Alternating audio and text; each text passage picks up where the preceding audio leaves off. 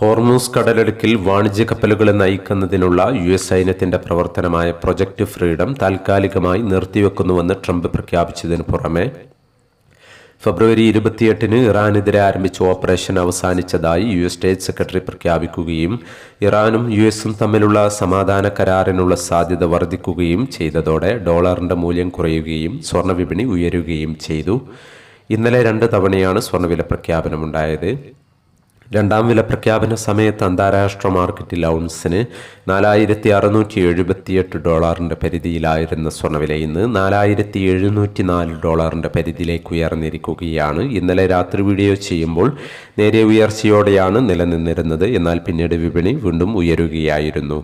ഇന്നലെ രാത്രി തങ്കവില ഗ്രാമിന് കാലിക്കറ്റ് 15,030, തൃശ്ശൂർ എറണാകുളം 15,000 എന്നീ നിലകളിലായിരുന്നു. വൈകി വരുന്ന ഇന്നത്തെ തങ്കവിലയും ഇന്നത്തെ തങ്കവില അടിസ്ഥാനമാക്കി സ്വർണം വിൽക്കുമ്പോൾ ലഭിക്കേണ്ട തുകയും 11 മണിയോടെ കമൻറ്റ് ബോക്സിൽ പിൻ ചെയ്യുന്നതാണ്. എല്ലാ വ്യൂവേഴ്സിൽ നിന്നും ഒരു ലൈക്ക് പ്രതീക്ഷിച്ചുകൊണ്ട് ഇന്നത്തെ സ്വർണ്ണവില നോക്കാം. ഇന്ന് പവന് 240 രൂപ കൂടി. ഇന്ന് 7/5/2026 പവന് 1,11,800, ഗ്രാമിന് 13,975.